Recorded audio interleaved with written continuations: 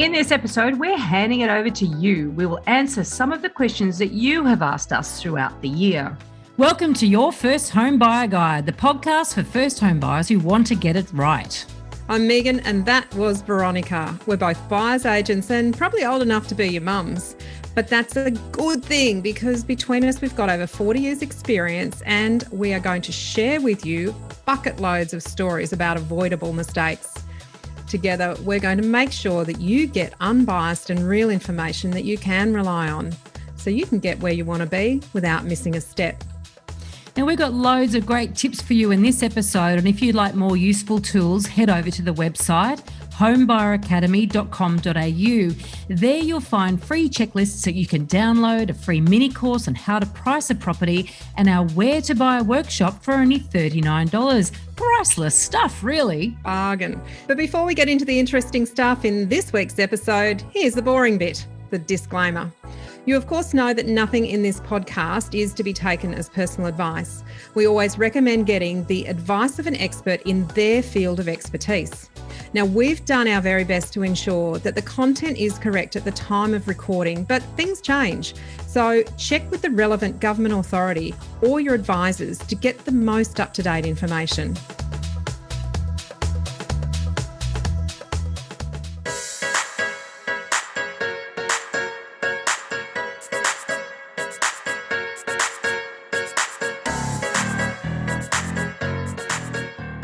Today, we're handing the reins over to you. You have asked the questions, we've written them down, and we've just put this episode together. So this is 2021 questions that first home buyers have asked us, and we are so pleased to be able to answer some general questions that other people might have. So let's get into it. Oh, Veronica, my house? Oh, yes, your house.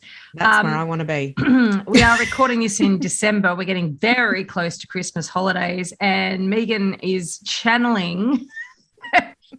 It's not a house. It's a tent on a deserted beach. No, I'm not known really as a camper, but right now, if I could switch off every piece of technology and turn off from the world, that's where I'd like to be. No more check-ins, no more COVID, no more rules, no more masks. Just put me on. Oh, lovely. On a beach. Yep. Okay, I could channel that too, I think. Now, so let's get into, while we're still on technology, i.e. we are recording a podcast before we go and unplug, we're not basically bringing you every question we've been asked in 2021, just a selection of the meatier ones, okay? So let's kick off with one from James. Do you want to read it out, Megan? Yeah, James asked, he recently bought an apartment in Hamilton, Brisbane. It's been great so far, but it's an area that's going to have lots of new apartments affecting his view, and he believes his capital growth. So he says, I've probably made what you two would call an error and in buying due to the mortgage being cheaper than the ranch. You know, he's looking more at yield. He kind of made that yield decision. He was paying rent in a one-bedroom apartment in Newstead, and then he bought a two-bedroom with a river view. But he also bought more for it to be a long-term rental. He bought under $500,000 to avoid stamp duty, but also to have a manageable debt. So a few red flags coming up there. Yes. Be interested to hear your thoughts on the idea of buying future rental income rather than capital growth. My view is rents here will hold up due to its location, even if the capital growth will likely not move much or even be at risk of going backwards, although I hope it doesn't. Lol. All right. It's a great question. There's so much to unpack in it. And so many of our first home buyers are actually not buying to occupy, they're buying to invest, you know, because that's a choice that a lot make. And he's made, and it's interesting because obviously he's been listening to quite a few of our podcasts and he seems to have learnt after the fact. So the poor bugger is probably now having some rethinks.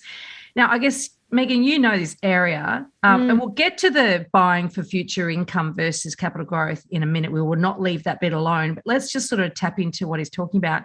Hamilton, I'm not familiar with that area. Tell us a bit about it, Megan. Well, Hamilton will probably be one of the more prestige suburbs, probably one of the highest median price for houses and most sought after suburbs. So very established, lots of large estates. We're talking properties that can be in the vicinity of $6 to $14 million. A lot of them are elevated. It is a riverfront suburb to a degree in small areas, but a lot of the elevated areas can have city and river views. So highly sought after. Houses are very expensive in that area. But units, on the other hand, the area that he's purchased in is Hamilton Harbour, and that's down on the river. And it used to be sort of an light industrial area that has been redeveloped into high-rise apartments. There are a lot of high-rise apartments there already, and there are a lot more still to go up. So when we look at the scarcity part of the decision-making process here, and also the supply part of the decision-making process, he's bought where there is going to be a huge amount of very similar properties come online over the next 10 years. And 10 years is a pretty significant time frame here, because the North Shore of Hamilton will actually undergo significant redevelopment to become the athletes' village in 2023 for the Olympic Games. And what that's going to do is create very specific types of properties that are very, is future investor focused. So the cookie cutter, very typical 2-bed, 2-bath, 1-car, with facilities in them, gyms, those sorts of things, but more of the same of exactly what he's got. So there'll be a lot more pushing further along that riverfront that may or may not have views, and there will be existing properties that will lose their views. So it's going to have a very big impact from a capital growth perspective, but also then from a rental perspective, because the more properties you've got that investors purchase that are all the same, the more that puts downward pressure on rental prices. So I'm not, it's certainly not a property that I would recommend either for capital growth or for its long-term rental prospects. And I'm talking 10 years plus, because these properties will certainly become available after the Olympics to the rental market. Same thing sort of happened in Sydney back in 2000. The whole of Homebush was very much industrial area that was rejuvenated. And you and I have interviewed the property professor. We've got that episode coming to you in January, and that's all about gentrification. And there's a real difference between that urban renewal, when you get a lot of this massive development, and gentrification. They're two very different things, and they make a huge difference in terms of how the properties will perform over time. So keep an ear out for that episode. So the issue with this, I guess, is that, and not just this, but anybody who's actually bought a property, they've already got it. So what we're here to do for your first home buyer guide is really help you to make decisions before you buy a property, so you don't find yourself in this situation. Once you have made the decision, you've got two options. Once you realize that what you've bought isn't necessarily going to perform for you, particularly if it's not performing in either camp. And that's a good pun, because you're in front of a tent. Well done. For anyone watching, you'll know what I'm talking about, or if you listen to the beginning. So once that you know that you have a property that is not going to perform well, then you have two options. You keep it and accept its limitations, or you offload it. And one of the things that I've spoken about before in these podcasts is sort of my framework of flyer, floaters, or flops. It's the A, B, and C grade property. The A grades are flyers, the B grades are floaters, and the C grades are flops. Flops should be sold always. You just never want to own a flop. There's no benefit of having a flop at all. An A grade really limits your capacity to actually buy a flyer. Exactly right. And an A grade property, obviously, you don't ever want to sell an A grade or a flyer. If you own a floater, that's one that's going to do okay. You might, because of the costs of selling it and the cost of buying again, because of, depending on how old you are as well, and sort of the gap between now and whenever you retire. If you're young in your 20s or early 30s, and you've got decades ahead of you of opportunity to actually, of earning opportunity, and also opportunity for capital growth to really, positively impact your wealth, then you might consider selling a floater and upgrading to a flyer if you can. But so the philosophy is that you just should always get floaters out of your portfolio, because they're like an anchor dragging you behind. The approach here is that you should always get flops out of your portfolio, because flops are like anchors. They drag you down and they hold you back and they stop you from getting to where you want to be. And so in this particular case, given what you've said there, Megan, you got in terms of capital growth, you already knows there's issues there, but then the rental is not going to get much of an income anyway. I'd be saying have a very good look at the property and determine whether it's a flop or not. And if it is, make a quick decision on that and get out of it and move on before all that stock hits the market. And the other thing too is that when you buy for income versus capital growth, well, I think that's fine if you are in your 60s and you're paying cash for the property and you're about to retire. Yeah, it's that different life phase, isn't it? I mean, we're talking about a much earlier life phase that he's in at the moment, and that's the wrong time to be trying to look at an income style property strategy. So at this early stage, with such a long runway, it is really about that capital growth style of strategy that is going to put you in the right place to move forward. Having a flop in your portfolio stops you from being able to borrow to purchase other properties. So you can't actually leverage a flop usually because you don't have any equity in them. And sometimes if you do try and get a flop revalued, you might end up with a valuation less than what you paid, and you've got to actually put money into it to top up to the LVR for the bank to continue to allow you to have a mortgage on it. So they can be really quite risky properties to hold. I think too, just a final note on this one is that with capital growth, we talk about the magic of compounding, and that's the marvel and why property can be so successful as an investment vehicle, particularly when you're borrowing a lot of money. So you get compounding on the money you borrowed as well as the money you've saved. Whereas rental income doesn't compound. So if you think about that every week, you get a little bit extra rent on a high yielding property, for instance, and this is not even one of those properties, and it doesn't build on itself in the same way that your capital growth builds on itself. And I think that that's a really important principle to be thinking. So when buying for future rent, I'd rather buy for future growth. Right. Good advice. Next question. Do you want to read it? Obviously, it's quite general, that advice. Very general. Yes. Christine, name change to protect the innocent. My question is, when is it worth using a buyer's agent? So when is your budget too small to afford it really? Are there still benefits in this hot market where any Sydney shack will sell for crazy amounts and it feels like someone is in a better position than you? It's not just Sydney. No, it's not. In fact, even in the membership, we had a question almost exactly the same just this week. Someone looking in Melbourne. So this is definitely not just a Sydney problem. Yeah. Now, there's a bit of background that Christine has given us. They are husband and wife, soon to be starting school children, hence the urgency to be settled somewhere. So they have got a time imperative. Been chasing citizenships and visas for 15 years and also flying back to our country of birth at least once a year or getting parents to come over, which eats into savings. Both had decent incomes and savings around 130,000. They're currently living in Sydney's eastern suburbs, living the dream close to the beach, and finally accepted that we may have to look at the Sutherland Shire last year. It was pretty hard to do viewings with a reluctant 3 to 4 year old and also swimming gymnastics on the weekend. Oh, I hear you. Our combined income is probably around 220, and as she works part-time, no parent support, both over 40 now, so getting old. No, over 40 is young. Not old, young. All right, so here's her 4 questions. I love this. Yeah. Do we just gamble our savings on crypto or on roulette and grow our deposit? B, Uber driver, Deliveroo, sell our souls to get more income. I love Christine. She's a hoot. C, keep renting and invest their savings.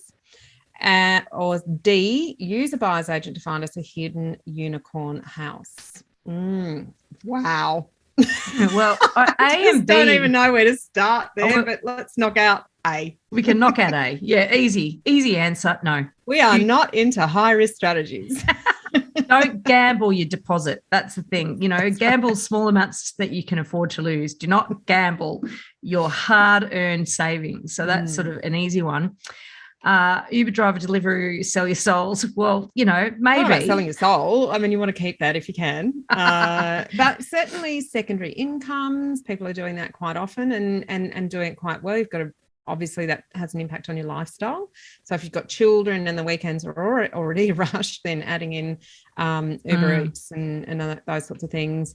I have staff who do that on the side and they make some really good income out of it.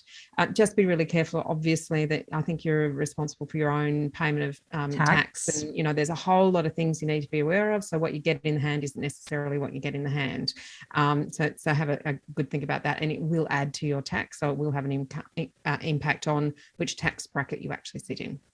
The other thing with that too is that, you're trying to outsave the market when you're doing things like that. And that's a hard thing to do when prices are rising rapidly. So, those sorts of, that as an option can be very dependent on the market condition and what's happening at the time. Then there's option C, which is keep renting and rather invest our savings. And I guess then you've got the rent vesting option as well. You potentially could still invest in property. The problem there is that you are pretty much saying goodbye to owning your own home while the kids live with you. And so that's certainly a decision some people make, but you just sort of, I guess, have to be ready for that and know that's what you're doing. And the permanency factor is the thing I think that this COVID environment has really shocked a lot of people at how many owners have sold their investment properties and what an impact that has had on people's permanency or ability to really put their roots down and then find something in the same area. So I think that's one thing for people when they are tossing up between rent vesting and owning their own home is, what is my need for permanency in the home? Is it okay if, at the end of my lease term, the owner says I'm going to sell the property or I'm going to move back into it or I'm going to up the rent by, double the rent because demand is so high. So permanency is an emotional impact on you when you're making these decisions, and emotions do come into it when you're going through the decision-making process. Absolutely. And also there are some lovely tax benefits in owning your own home, and living in your own home. And that is that when you go to sell it one day, you don't have to pay capital gains tax. And also, look, but that is a challenge too, because once your kids get older, then you are way more, your roots will be a lot deeper in whatever area you're in. So I think the fact you're thinking about this before your child starts school, there's no accident there. It's definitely the time to be thinking about this. And then there's option D, using a buyer's agent to find a hidden unicorn. What do you think about that one, Megan? Look, there certainly is opportunities out there that aren't on the open market. And I think the hidden bit, I agree with that is a possibility. Buyers agents have access to more properties because of their networks with agents and because they're doing this day in, day out, hour on hour. So there is opportunities to find hidden or off-market or pre-market listings. But the unicorn is a property that you meets more than your expectations and can be purchased at a price that is more than reasonable. And depending on the market, the unicorn may or may not be able to be found. I thought market. A unicorn is a fictional, fabled animal that doesn't actually exist. So that's where I worry about. well, it kind of does, but every now and then you do kind of find it. But the problem is that this is not the time or the market to be looking for the exception to the rule. You kind of have to make so many compromises at the moment in those 3 Ps, price, position and property. Those who've done our Where to Buy workshop will understand exactly what we're talking about. So the compromises are so great at the moment in either or all of those 3 areas that the unicorn, that mythical creature, it just doesn't exist. So if it is a unicorn because it really doesn't exist, then no buyer's agent is going to be able to help you. So therefore, one of the things that makes it your experience in working with a buyer's agent really valuable, or you can get the most out of working with a buyer's agent, is if you are actually educated and really clear on what the possibilities are for your search. So I guess we'd recommend, of course, that you do the where to buy tutorial. And that is learning what those possibilities are for your budget, the property and the position, so that you can actually work out whether what you want is possible. Because if it's not, you're just wasting money with the buyer's agent. And then if you decide to rent invest, you can always do the where to buy for investors tutorial. But I think what's really important is you working out what's possible within your budget. And then if that's a doable, then absolutely you should talk to a local specialist. And you can always reach out to us because this came via email. You know where we are. Reach out to us if you need us to point you in the right direction. The right questions to ask so that you know who you're working with. Yep. All right. So Victoria then in August 2021 asked, I wanted to ask a question about investment grade properties. I often hear you mention if a property is an investment grade A, B or C, and was hoping if you could please help clarify what you mean by this grading. Now, we did a whole episode on this because we get asked this question so many times, and that's why we just included it, even though we've done the episode, because we just want to, and if everyone hasn't listened to the episode, go back to episode 40. We talked about flyer, floaters and flops earlier. So that sort of gives you a bit of a clue as to what I think about A, Bs and Cs. How about you, Megan? Look, A-grade properties to me are the properties that buyers will compete for even in a slow market. They have characteristics that are really popular in that location, and there's never really enough of them on the market, or just generally speaking either. B-grade properties will find a buyer in a slow market, but it may take a while and there won't be much in the way of competition. They may still be well located and have some characteristics that buyers like, but are a bit sort of, nothing special about them to make buyers fall in love. You know, maybe it's a character house versus a non-character house in the same suburb, or the western rear versus the northern rear, which is most desirable. So those, a couple of those things. But C-grade properties are properties with serious flaws. And in slow markets, these are extremely difficult to sell. But in a hot market, buyers will overlook the issues due to the fear of missing out. You know, that whole FOMO effect of, well, stuff it. If that's all I can get, that's what I'll buy. And they're the only time that those properties will actually achieve any kind of growth. And it's a very limited period of time that you can offload a C-grade property and make any money out of it.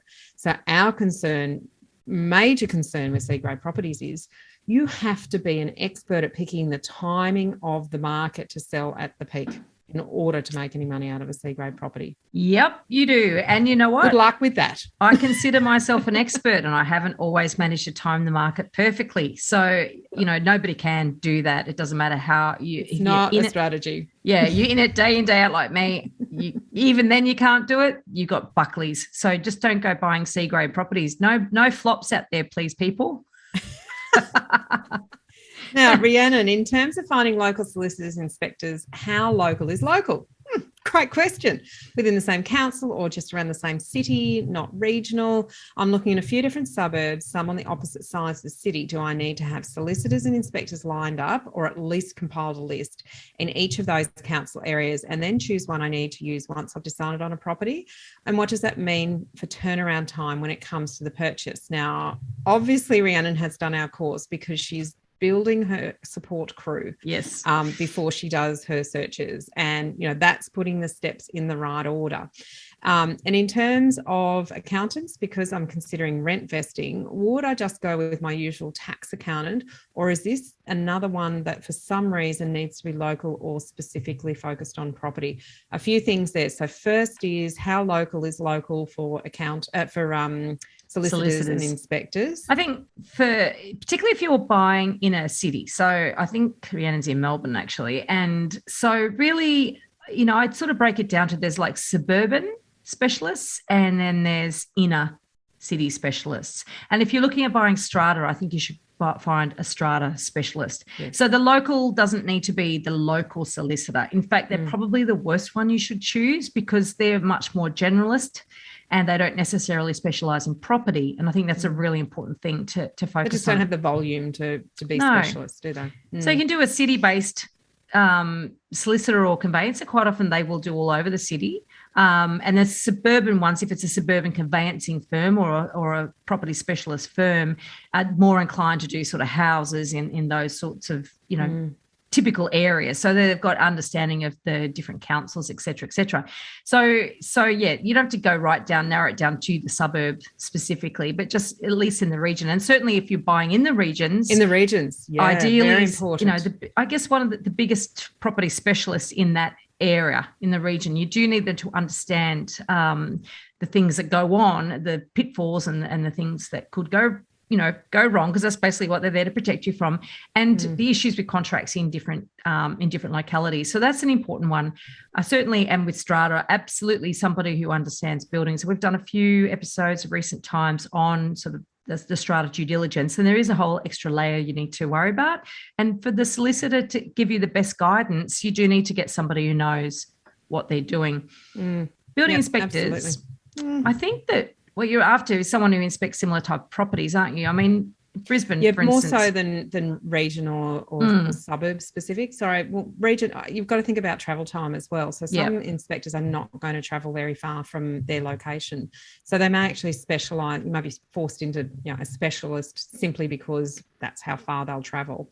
But in terms of whether one would be better, in one Melbourne suburb or another, I don't think there's enough differentiation of inspection requirements that would make it worth, is it a Gold Coast or a Brisbane inspector? It wouldn't really matter. Will they travel? Do they have a good report? Are there photos? What are their limitations? What will they look at and what won't they look at? Will they actually talk to you? Is a massive one. Can they help you quantify how much it would cost to fix the issues that they've found? Because, I don't know how many times I've looked at a building and pest inspection and it sounds terrible. But when you say to the building inspector, look, what's your estimate? And a lot of these inspectors are ex-builders, right? So they're ex-builders who either got a bit old they didn't want to be on the tools anymore, or they had an injury. So these guys often are hands-on and they're really good to talk to. And if you say to someone, look, you've talked about this particular structural issue, how much will it cost to fix? And there have been times where they've come back and gone, between about $1,500 and $2,000.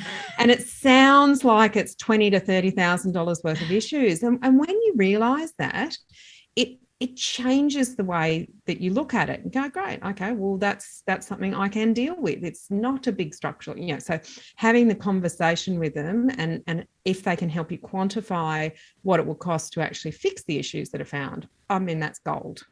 The other thing I would add is that certainly in Sydney, for instance, in the inner city, if you get a building inspector coming to look at a Victorian terrace or a weatherboard cottage where nothing is straight, they're all wonky, right?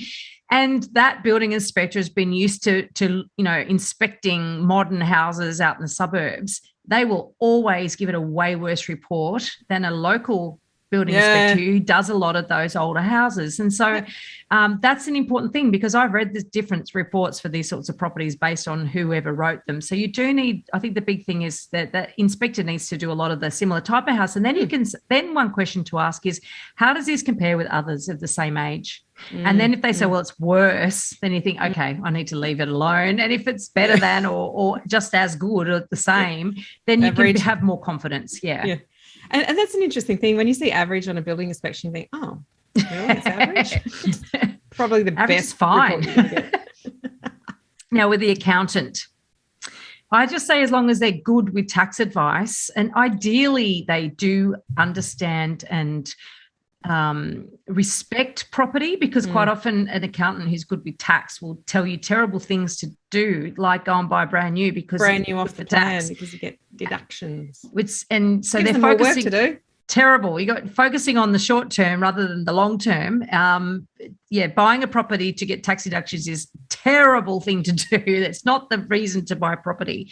So I think someone who's definitely very well versed in all the tax aspects, but who also will not suggest silly things to you. It's very important.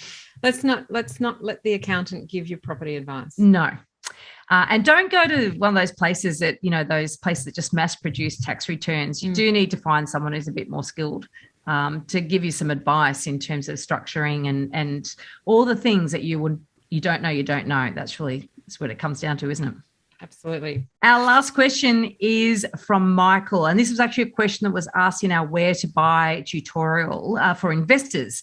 And it's such a good question that, and I think quite topical, so that's why we've added it into this episode.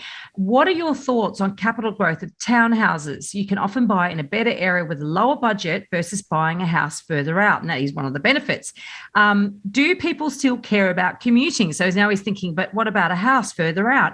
Do you think that maybe those places further out are where people will prefer now due to COVID and lockdowns? What about the change with everyone working from home 3 or more days a week now since COVID doesn't make the commute less of an issue? So this is a fantastic question because a lot of that decision making around distance, before lockdown and working from home, people would pay a massive premium to be closer to the CBDs, right? Or closer to their workplace. And obviously the further out you go, it's cheaper because you've got to spend more time commuting and spend more money commuting, et cetera, et cetera. I personally feel like this work from home movement, it's like a pendulum. You've gone from one extreme and then now we're at the pendulum swung to the other way where everyone seems to think this is going to keep going forever, but we know it's not, right? So it's going to swing back to the middle. And when it does, this idea about distance not mattering, it's going to matter. It's going to matter again. So Megan's done some calculations here. Be keen to know what you've come up with. We've actually got an investor who we purchased 3 properties for and 10 years ago. So I've got 3 very real examples and they did more of a diverse investment strategy. So there was a house that was purchased about 8 kilometres from the CBD, which is not a bad radius from the Brisbane CBD. It's neither inner city nor outer. It's kind of that start of the middle ring. So in Brizzy, that's the middle ring. In Sydney, that'd be that sort of 10 to 15K radius would be the middle ring. So to give equivalence, and probably Melbourne roughly similar. Yeah. So the house was bought for $645 10 years ago. There was a townhouse bought in the same suburb for $490. And there was a house purchased about a further 9 or 10 kilometres further out, so about 17 kilometres from the CBD. And that was purchased for $505,000 on a bigger block of land. So our starting prices are $490 for the townhouse, $505 for the house further out, and $645 for the house in what is very genuinely a gentrifying suburb. Long-term gentrification. So those 3 properties have now sold in this current market. So we are in a rapidly rising market. They made the decision to sell at a certain point in time because they have some other investments that they actually want to do now, and that their strategy was always 10 years. Very, very lucky that their strategy aligned perfectly with the strongest market in Brisbane. And that. In 10 years. It was so cool. It's very difficult to get data to compare. And I'm actually working on a little project at the moment where I can do this, not for the same client like this, but this is fabulous to be able to actually go, I know these people, I know the backstory. I know this is a fantastic case study. Yeah. And they stuck to their investment strategy. They did everything they always intended to. So the townhouse was purchased for $490. It sold for $720,000, settles in January. So that's about a $230,000 profit in that time. I'm not going to talk percentages. I'm just going to talk straight numbers. So it's just shy of 50% because I can't help myself. What is it? Just shy of 50%. There you go. The house was purchased for $645,000. It's just sold for $1.2 million. And that was in the same suburb as the townhouse. So, Veronica, what's our... now I wish we'd done this. 50 as well. Maybe about 80 or 90%. Yeah, that's much higher. That's a good one. And the house that was purchased further out for $505 just sold for $730,000. So that's about a $225,000 profit in that 10 years. So that's a bit less in terms of percentages than the townhouse. Yeah. And that's not a story that I'm seeing to be uncommon in Brisbane when you look at well-located townhouses. What I will say, though, is it took longer for the growth in the townhouse during this rapidly rising market than it did for the houses. It was, and that's because people start with houses And if they can't afford it, then they go to townhouses. And we're seeing the upward pressure on prices in townhouses, in well-located townhouses now. We weren't seeing it 6 months ago. And this also, that outer house might have benefited slightly more unfairly because of COVID. Whereas Absolutely, if we didn't have COVID, it probably would have been more of an underperformer compared to the townhouse potentially. Well, it's just people have just been pushed further and further out in this market. So they're all of those prices are just really surprising, but they're real and they're not outliers. So these aren't wood ducks that bought these houses. These are genuine, highly sought after, multiple offers. There were 8 offers on the townhouse. There are about 13 offers on the house in the same suburb, and there were about 8 offers on the house that was further out. So recently, or when they bought them? Now. Yeah, with these sales. Yeah. So the sales that are sort of more than 12 kilometres out, you're right, Veronica, you have to time the market extremely well to sell at the peak with those sorts of areas.